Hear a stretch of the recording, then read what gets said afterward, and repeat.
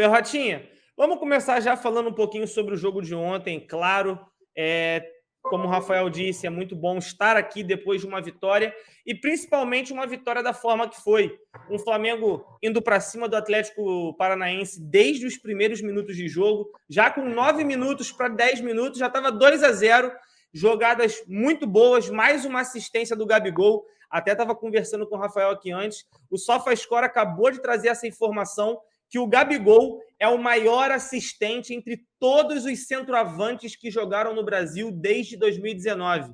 Ele é o quarto que deu mais passes para gols dentre todos os jogadores nesse período. Então, de 2019, desde que Gabigol chegou, até hoje, dia 4 de outubro de 2021, cerca aí de 3 aninhos, né, mais ou menos, 2019, 20, 21, caminhando para o fim do terceiro ano, é claro, o Gabigol é o quarto jogador, sendo um atacante que deu o maior número de assistências. E aí os números falam por si só. 134 jogos e 97 gols. Ontem ele deu uma assistência e participou ativamente do terceiro gol, Perrotinha. Um gol que foi uma pintura, muito por conta da arrancada fantástica que Andréas Pereira deu para carimbar o terceiro gol do Mengão. Partida fenomenal, né, Perrotinha? Foi uma belíssima partida ontem. O Flamengo fez tudo que a gente estava começando a ficar meio pé da vida nas últimas semanas com o desempenho dentro de campo do Flamengo e causando uma certa desconfiança no torcedor, inclusive sobre o trabalho de Renato Gaúcho.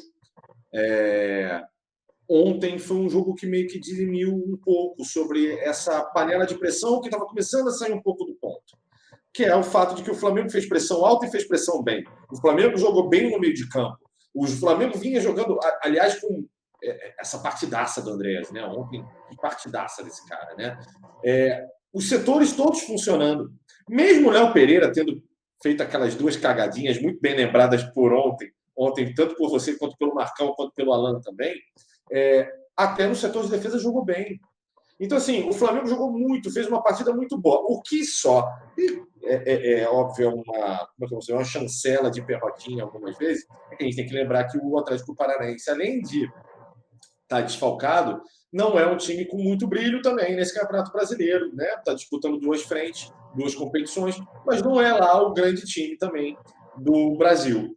Mas isso tira o êxito do Flamengo? Tira o mérito do Flamengo? Não tira. O Flamengo jogou bem e tinha que fazer o que fez. E depois, como o próprio Marcão também lembrou ontem, no pós-jogo, né, de Flamengo e Atlético Paranaense, e aí descansou com a bola no pé. Até porque precisava descansar um pouco com a bola no pé também, entendeu? 3-0 no primeiro tempo, irmão, toca a bola, já começa a fazer as substituições, como ocorreu. Cara, quanto tempo não acontecia uma substituição de intervalo? Há muito tempo, né, cara? Há muito tempo eu não vi isso acontecer. E ontem foi uma partida que, para mim, deixou um sinal claro. E que é um pouco, como é que eu posso dizer, prepotente da nossa parte. Quando o Flamengo quer, irmão, como diz o Gabigol quando tá louro, esquece. Eu acho que tem uma dessa dentro do vestiário ao longo da semana. Eu sei que não é comum. Eu posso estar falando na verdade, não é de estar fazendo uma provocação aqui.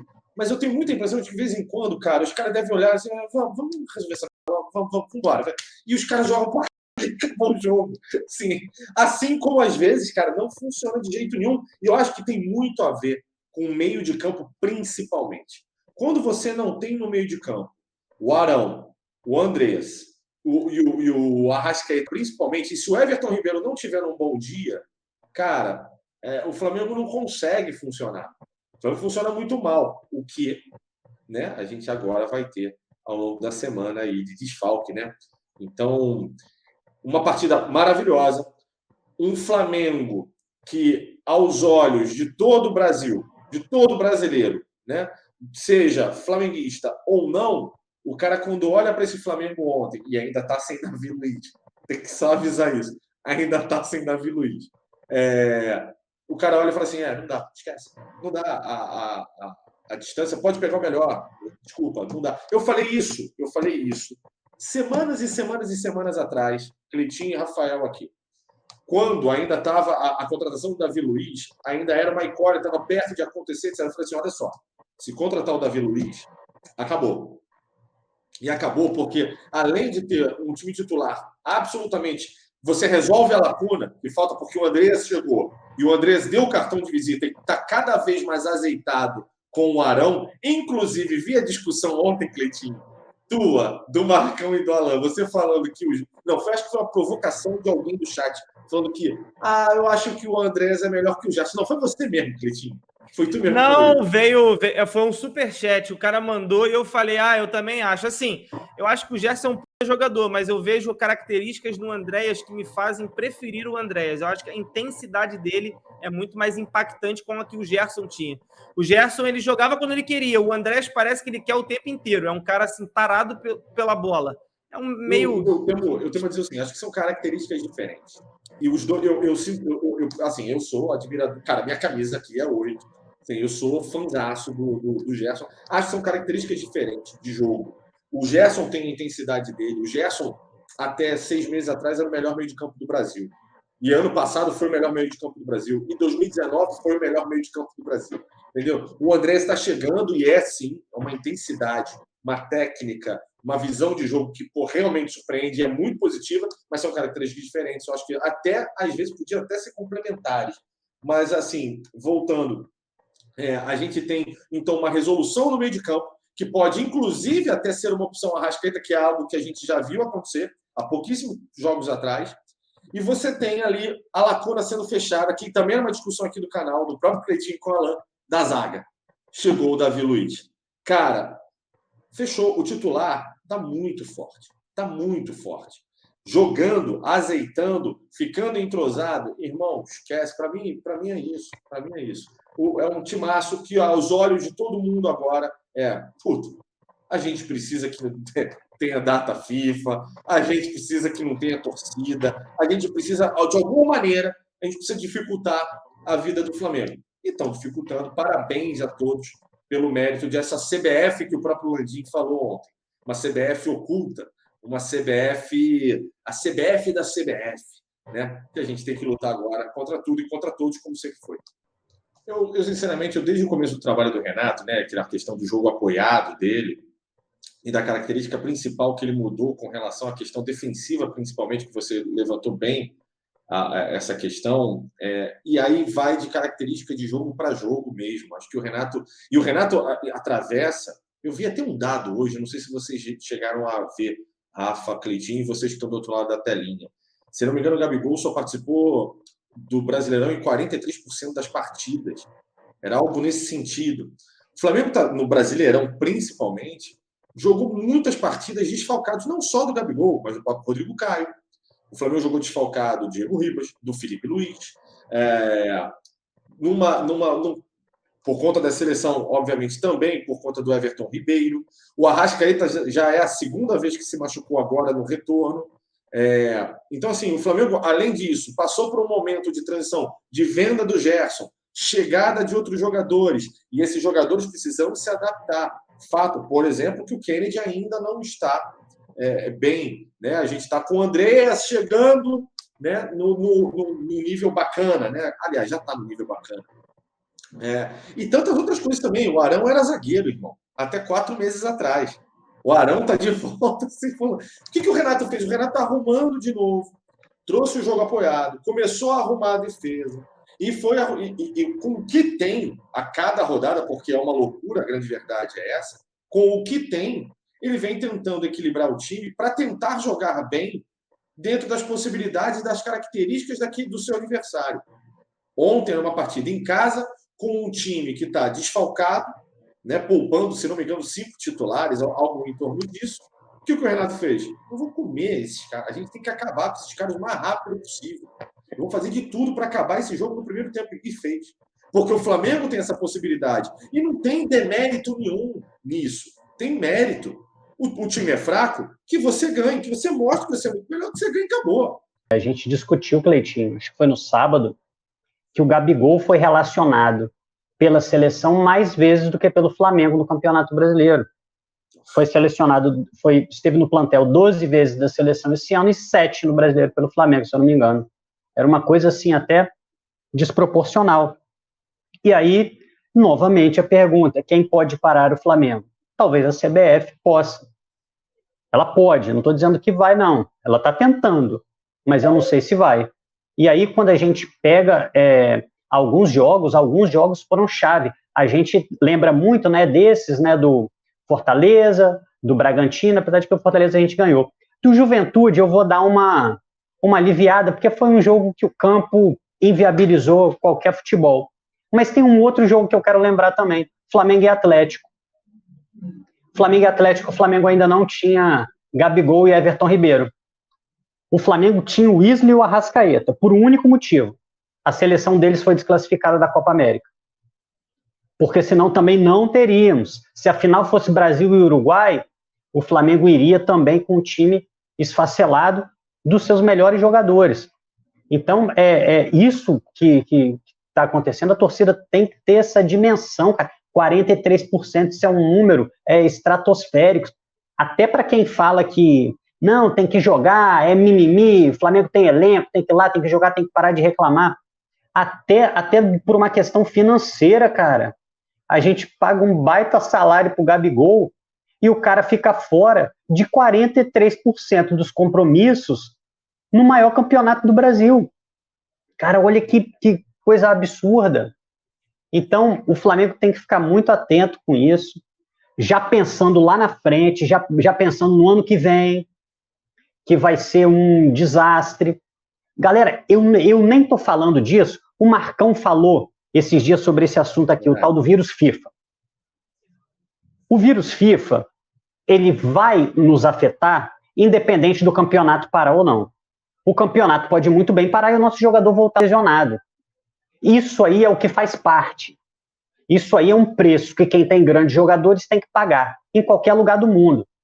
Eu não defendo que tenha que haver um intervalo para recuperar o jogador, isso seria um absurdo. Mas o que não faz parte? O que não faz parte é você jogar com um time depenado.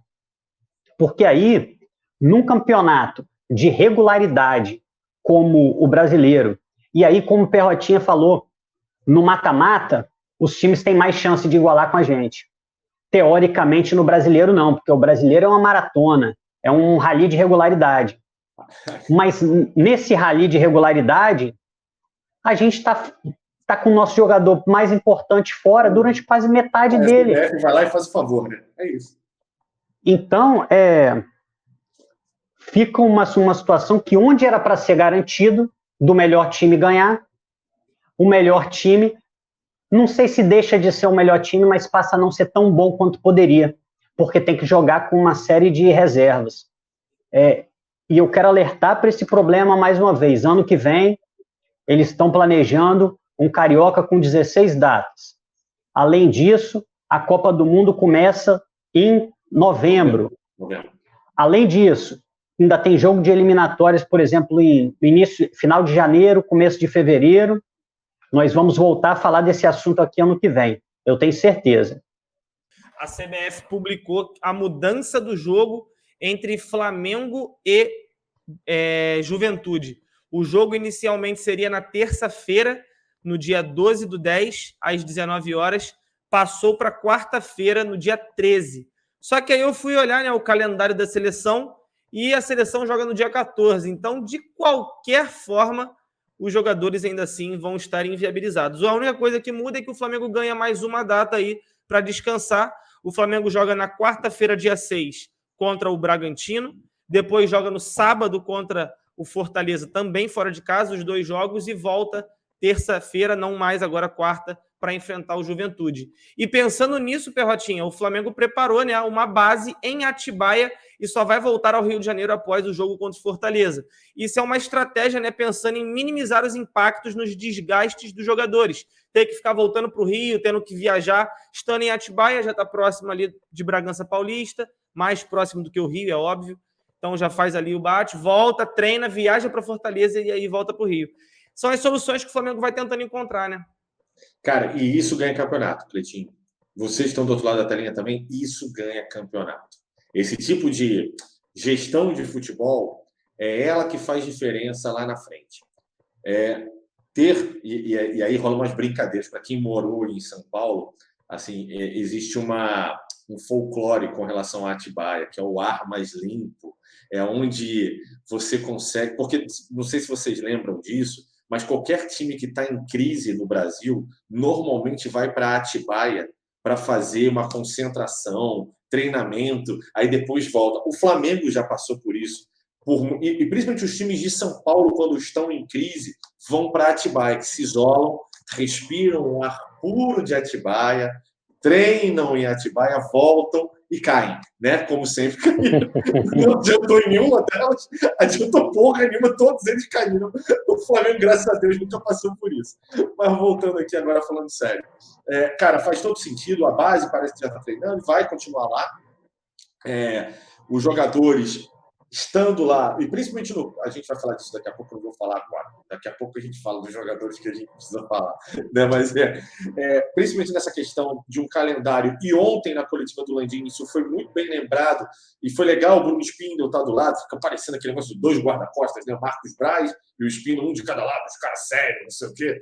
Não, mas aquilo o Bruno Spindel passou informações técnicas sobre calendário para o Landim, e o Landim, inclusive, usou. E, Cleitinho, essa mudança de data acabou de acontecer ou ela já tinha ocorrido ontem? Porque isso era um questionamento de ontem, inclusive, antes da coletiva do Renato, quando o Landim falou sobre isso. Isso foi então, agora? Deixa eu ver, isso foi foi hoje. Agora, o horário eu não sei. Não Cleitinho, aparece o horário. Foi bem recente, porque eu olhei o calendário hoje. Tinha o Juventude na terça e o Cuiabá no domingo. E o Landim reclamou justamente disso, que o Flamengo teria jogos muito comprimidos e depois um intervalo muito grande. Exato. Eu até achei que o jogo do Cuiabá de domingo seria trazido para sábado para dar um intervalo maior, porque já vem o primeiro jogo da Copa do Brasil na quarta. Exatamente. Eu acho que teria sido até melhor para o Flamengo mexer no jogo do Cuiabá para o sábado e dar um dia a mais. Mas já foi uma mudança que foi no sentido da crítica do Landim. Desculpa interromper, Perrota. Não, perfeito, é isso mesmo, a gente está aqui para isso, cara. Então, assim, chama atenção, legal, assim, ganhar um dia a mais sempre é importante, principalmente para aqueles jogadores que a gente sabe que precisam recuperar, que estão nesse tipo de recuperação, como o próprio caso, Davi Luiz, mas está muito recente o Davi Luiz, sim, é uma recuperação que leva até 12 dias. Mas, cara, toda rodada que você tiver um encaixe melhor de calendário, um calendário que seja mais inteligente, que faça mais sentido e que o Flamengo vai continuar essa luta e acho justa e é correta e a gente tem que apoiar o Flamengo e a diretoria com relação a isso, é sempre importante. Então, assim, brasileiro está em aberto ainda, calma, galera, faltam 18 horas para o Flamengo. Sim, está em aberto. Sim, é uma diferença grande, a gente sabe que tem 2 jogos a menos e que tem um confronto direto, isso tudo pode ser um fator extremamente importante lá na frente. Mas é isso, é ter calma, manter os pés no chão, jogar sério, levar o brasileiro muito a sério também, para que a gente consiga, quem sabe, né, esse sonho que seria, cara, sei lá, acho que seria muito surreal. Eu andaria nu durante uma semana pelo meu bairro. Tá bom, não complemento completamente, só de camisa do Mengão, no meu bairro, andando e mandando todo mundo uma merda. Assim, cara, eu ganhei os 3 campeonatos, nem fala comigo, não precisa falar comigo, pode me internar. O pneu aqui é pertinho de mim aqui, pode me internar lá, eu só vou andando. Ontem, durante a coletiva de pós-jogo, o Marcos Braz soltou uma mensagem enigmática, né, no seu Twitter, falando sobre a geração de 85, né, deixando nas entrelinhas que a renovação da geração de 85 estaria encaminhada. E depois disso, claro, os jornais foram à procura da informação e o Globo Esporte já até indica que o Flamengo acertou a renovação de Diego Alves, Felipe Luiz, Diego Ribas até o fim de 2022. O clube tem acordos definidos com o trio batizado de Geração 85 e a assinatura acontecerá em breve. E aí eu vou saber do Rafael se você gostou ou se você acha que algum desses 3 jogadores citados talvez já poderia ter o seu contrato aí finalizado no fim desta temporada. Não, gostei muito. Achei uma ótima notícia. Eu só não gosto de colocar os 3 num bolo só. Como se você falar de panela 85, você estivesse falando de uma situação totalmente homogênea. E não é exatamente o contrário. Por exemplo, quando você fala do Felipe Luiz, renovação do Felipe Luiz, eu posso justificar com uma palavra aqui: futebol. Ele joga mais futebol para mim que todos os outros laterais esquerdos do Brasil. Em que pese aí até boas atuações do Arana e tal, um bom lateral também, mas o melhor é o Felipe Luiz. Então o Felipe Luiz, ele não tem discussão e tinha que ser a prioridade número 1 ali, renovar com o Felipe Luiz. Os outros dois vivem uma situação diferente. Qual é a situação do Diego Alves hoje? Diego Alves é um jogador que me parece estar em declínio físico. Ele conseguiu recuperar, fez grandes partidas agora na Libertadores, mas ele não é aquele jogador totalmente indiscutível, ele não é aquele jogador que a gente enxerga como impossível praticamente chegar alguém e tomar a posição dele no Flamengo. Então a gente vê uma situação bem diferente, Felipe Luiz, Diego Alves, mas Diego Alves está jogando, fez boas partidas e de certa forma está conseguindo compensar problemas físicos que ele apresenta e que são visíveis para mim. A gente viu isso até ele subindo a escada do jogo ali, acho que foi o jogo do Barcelona. Então eu vejo o Diego Alves como esse cara aí, fundamental, como parece que é o plano, né? Que seria trazer um outro goleiro e fazer uma transição gradual para que esse outro goleiro possa se tornar titular. Eu já vejo o ano de 2022, caso o Flamengo tenha condição financeira, com um goleiro diferente. Não vejo o Flamengo com o Diego Alves, apesar desse final de ano muito bom que ele está fazendo. Vejo até o Flamengo procurando um goleiro com uma condição física um pouco melhor, que vai dar condição de sair melhor no gol de soco, ter uma explosão muscular melhor. Acho que seria o Diego Alves e mais um. Já em relação ao Diego, a situação também é diferente. E eu sou um grande fã do Diego, mas está cada vez mais difícil para ele jogar nesse time. Porque há pouco tempo a gente falava que, peraí, esse Thiago Maia aí está jogando mais que o Diego. Pela meritocracia, ele tem que ser titular. Pois bem, aparentemente chegou um cara que também está na frente do Thiago Maia, que por sua vez estava na frente do Diego. Então, desses que eu falei, existe um jogador muito necessário, que é o Felipe Luiz. Existe um jogador que é necessário, mas que, num certo momento nessa temporada, ele não foi para o banco, porque não havia um reserva à altura dele. Num certo momento, o Diego Alves chegou a nos comprometer.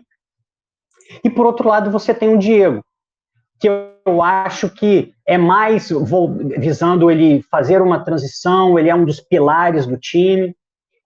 O Diego chegar para tentar ele encontrar uma maneira de ser útil no grupo, entrando em alguns jogos, mas se fosse colocar numa escala de prioridade, com certeza o Diego estaria abaixo, depois viria o Diego Alves e na frente o Felipe Luiz. O Kit Carson, eu espero que isso não seja um nome zoando. Se Deus quiser, não foi. Não. Eu li, mas se já zoou, zoou. Eu acho que é. Agora já foi. Não tem problema. Não tem problema, não. Deixa isso aí.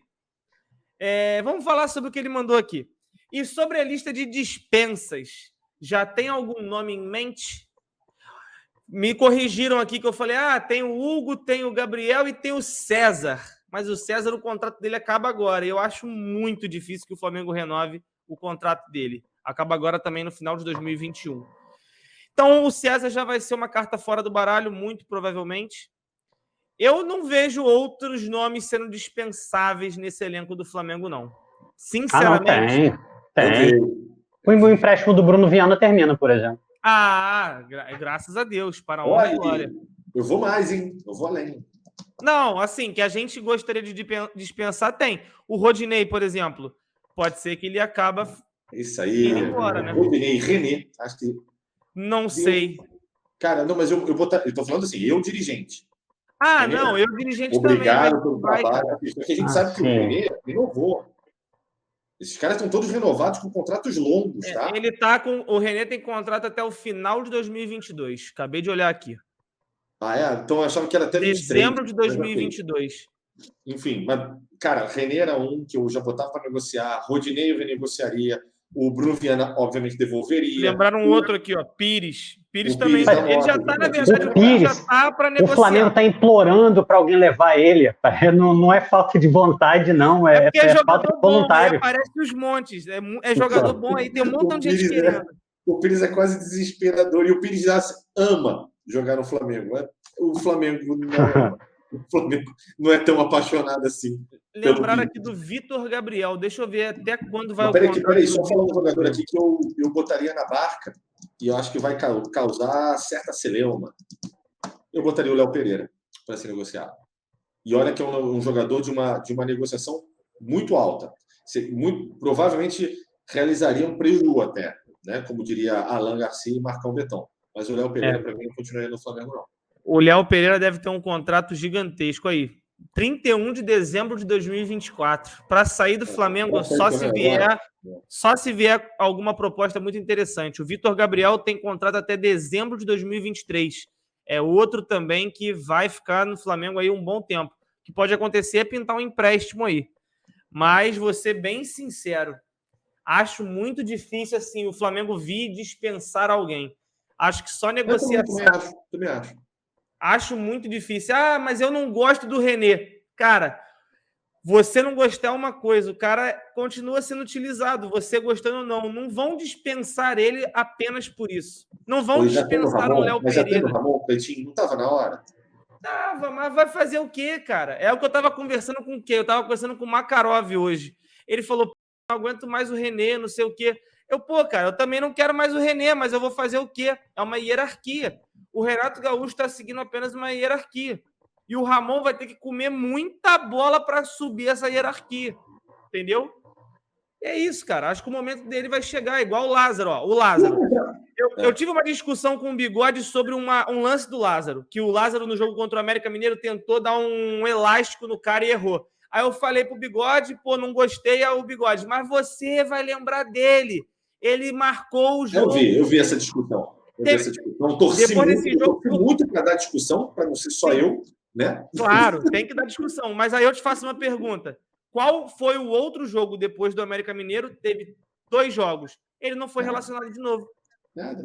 Ah, é legal, ele foi lembrado. Realmente, o torcedor vai lembrar. Pro Renato já virou carta fora do baralho, na minha opinião. Sim. E sabe quando eu vou achar carta fora do baralho? Agora contra o Bragantino. Cheio de desfalque. Se não levar o Lázaro pro banco, eu vou virar pro Bigode e vou falar, manda ele dar outra. Manda ele dar outra lá. Manda ele pegar e dar outra. Agora uma lambreta. Eu quero uma lambreta. Dá uma lambreta. Rafael, eu sinto que o Cleitinho tem uma certa mágoa. Ficou uma certa mágoa. Discussão. Você sentiu que ficou uma certa mágoa? Ficou um rancor. Senti que o Cleiton, antes de dormir, fala que não melhore, que continue inflamado, que o seu ânus continue inflamado, que você continue sem sentar. É mais ou menos essa aí, vai sentar não. Apesar que eu tô me ferrando, vou fazer mais um programa aí do Zona de Aposta sozinho. E é difícil, porque o homem não consegue sentar mais, mas tudo bem. Cleitinho, agora. Fala aí, Rafa. Mas eu posso fazer um protesto, então? Um protesto aqui? Faça. Só não me maltrata igual você viu. Desde que não seja sobre anal giratório no ventilador de terra, tá tudo certo. Não. Se é que o Lázaro errou ao tentar aquilo ali. Não é o Renato Gaúcho que recupera todo mundo? O Léo Pereira dá uma cotovelada na cara do cara, no jogo seguinte ele tá lá. O René comete um erro horroroso, dá um gol pros caras, e no jogo seguinte ele tá lá. E agora o Lázaro tá de castigo por causa de um elástico. E assim, esse elástico é um lance que... E aí não tem jeito, eu também, você também. É um lance que a gente comenta baseado no resultado. Se ele consegue o elástico e sai um gol, ou mesmo se sai uma boa jogada de ataque do Flamengo, vai todo mundo aplaudir o cara. Você sabe o que todo mundo vai falar? Eu, inclusive você? Personalidade. O jogador tem que ter personalidade, tem que ter ousadia. E aí eu vejo todo dia entrevista do Michael. O Renato me passa muita confiança. Mas não sei quem, o Isla. Eu recebo uma confiança horrorosa. Às vezes o jogador está tropeçando na bola, mas ele ganhou confiança do técnico. Aí o Lázaro, por causa de um elástico, ganha a censura do técnico. Cara, também não pode ser assim não, cara. Também você não pode tolir o jogador da base, o jogador jovem, para o cara ficar com medo de jogar em campo. Antes dele pensar qual é a melhor jogada para ele fazer em campo, qual é a melhor resolução daquele lance, ele vai pensar o que vai agradar o técnico. De que forma ele vai fazer uma jogada que não faça com que pareça aos olhos do técnico que ele é mascarado, ou que ele é abusado, ou que ele é marrento. Então, pô, beleza, não gostou do lance, Renato não gostou, quer que o jogador comece mais devagar, beleza. Agora, se realmente ele tá dando um castigo no jogador por causa de um elástico, cara, o nosso sistema de punição dentro do elenco tá muito desproporcional, cara. Então, da próxima vez eu vou falar pro Lázaro, ô Lázaro, próximo jogo você não tenta elástico não, você dá uma cotovelada. Porque aí você volta, aí eles vão te recuperar. Então, pô, ó, o Lázaro, se foi por causa disso, ele precisa voltar. Eu achei, último jogo, a gente fez a lista de relacionados. E eu sabia que o Flamengo tinha um jogo no Sub-20 e tal, não sabia se era importante. Era no domingo, acho que era Flamengo e Fortaleza, no Sub-20. Falei, o Lázaro vai jogar, tá precisando de alguma coisa aqui, o elenco tá completo. O Renato manteve o Lázaro lá. Agora, se é esse castigo aí, meu irmão, aí tá desproporcional e aí tá errado, aí eu vou cornetar o Renato. Só que eu não sei o que é. Até valeria uma pergunta a ele. Assim, eu trago o maluco pro canal, eu vou lá, indico o cara pro maluco vir fazer isso aqui comigo. Porra, eu tô aqui no chão agora. Na cara não, porra. Na cara agora. Não, irmão. Porra, eu tô aqui no seu coré, Rafael. Não. Rodrigo Bigode, você está livre. A mágoa agora foi para esse cara aqui embaixo. Vamos falar sobre Bruno Henrique e também vamos falar sobre Thiago Maia. Teve até gente no chat aí falando sobre eles, perguntando o que acontece, como é que estão Bruno Henrique e Thiago Maia. O time já está em Atibaia fazendo treinamento, né? E o Thiago Maia participou do treinamento de hoje. O Diego Ribas, que ficou de fora do último jogo, mais uma vez não foi a campo e segue fazendo tratamento específico. Já o Bruno Henrique, foi feito aí um exame que não constatou lesão, graças a Deus, mas o famoso, Rafael, o edema. O edema muscular foi constatado. E o Bruno Henrique agora faz um tratamento específico para estar à disposição o mais rápido possível. No ruim, não é uma lesão e já pelo menos acalma o torcedor rubro-negro nesse momento, né? Mas que bom ter o Thiago Maia de volta. Cara, eu não sei. Aí são questões médicas, né, cara? Quando você falou, eu não estava sabendo o resultado do exame, né? Tô sabendo agora por você. Aí você fala assim, não teve lesão. Aí eu falei, opa, beleza, mas tem edema. É mais ou menos aquele negócio que aconteceu com o Diego Alves, que ele discutiu se ele estava contundido ou não estava, mas o fato é que ele não jogava. Então, pô, se esse edema, que não é lesão, pode tirar o Bruno Henrique do próximo jogo, eu também tenho um problema com o fato dele ter um edema, e não só o fato dele estar lesionado, até porque, pô, foi um cara que no último jogo, pô, fez gol, ligou esse contra-ataque aí que a gente conseguiu fazer, o tal de Almanac. Pô, na Libertadores, na semifinal, não preciso nem falar. E seria uma forma também da gente mexer menos no time. Porque vejam só o cenário que pode se desenhar caso esse edema aí nos traga algum problema com o Bruno Henrique. A gente perde o nosso quarteto de frente, cara. Porque o Arrascaeta na seleção, Everton Ribeiro na seleção, Gabigol na seleção, o cara remanescente ali que poderia puxar a responsabilidade, que tá mais entrosado, que tem mais ritmo de jogo, sai. E aí o time dá uma mexida muito grande, cara. Então essa notícia aí do edema do Bruno Henrique é péssima, cara, é péssima. Porque, por um lado, você também não pode arriscar muito o jogador, porque dia 20 a gente começa a decidir uma Copa do Brasil. Por outro lado, esse jogo já é uma decisão, cara. A gente está jogando todo jogo no Brasileiro, pra gente agora é decisão. Se deixar o Atlético subir um pouquinho mais, afastar um pouco mais, o campeonato começa a ficar difícil, começa a ficar até improvável. Porque aí é uma questão que é um time que está somando pontos também, os outros times vão somar muitos pontos também. Então, essa situação me preocupa, fiquei chateado agora com esse edema, achei que ele tivesse saído mesmo naquele intervalo para a entrada do Kennedy de maneira preventiva, e até pelo fato do Renato, como o Renato falou que ele queria dar jogo para o Kennedy, ele entende que o Kennedy precisa de jogo para se recuperar, eu fiquei na esperança que fosse simplesmente um desconforto, sem nenhum tipo de repercussão no Bruno Henrique, mas é como dizem no Flamengo, o flamenguista não tem um segundo de paz, não tem um segundo de sossego, né? Mas a volta do Thiago Maia é uma boa notícia. A volta do Thiago Maia é uma boa notícia porque ele viabiliza aquilo que a gente estava falando, Perrotinha. Viabiliza você adiantar o Andréas.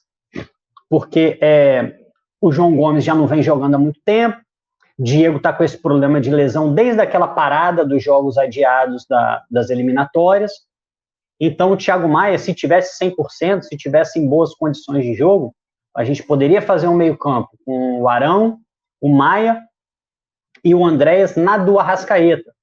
Aí a gente teria um jogador muito criativo no meio de campo, porque o reserva natural do Arrascaeta, que até algum tempo seria o Vitinho, ele não vem, nos últimos jogos, ele não conseguiu substituir nem perto. Ele, às vezes, sonolento, às vezes um pouco desligado e tal, um cara que tem técnica, mas talvez o Andréas, com aquela intensidade de jogo que ele está mostrando, seja um cara muito mais importante para estar ali no 4-2-3-1 do Renato. Ele está ali próximo à área, e quem sabe aí a gente vê algumas novas facetas do Andréas Pereira, quem sabe entrando um pouco mais na área. Como volante ele já fez um gol dentro da área, mas quem sabe entrando para concluir.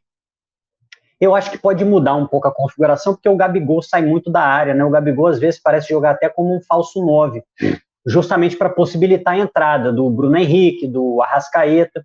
O Pedro não tem tanto essa característica, ele sai também, mas ele tem uma presença de área muito forte. Mas quem sabe o Andréas Pereira ali. Então eu acho que seria muito importante a gente ter esses dois jogadores, Thiago Maia e BH, e os dois para jogar mesmo como titulares.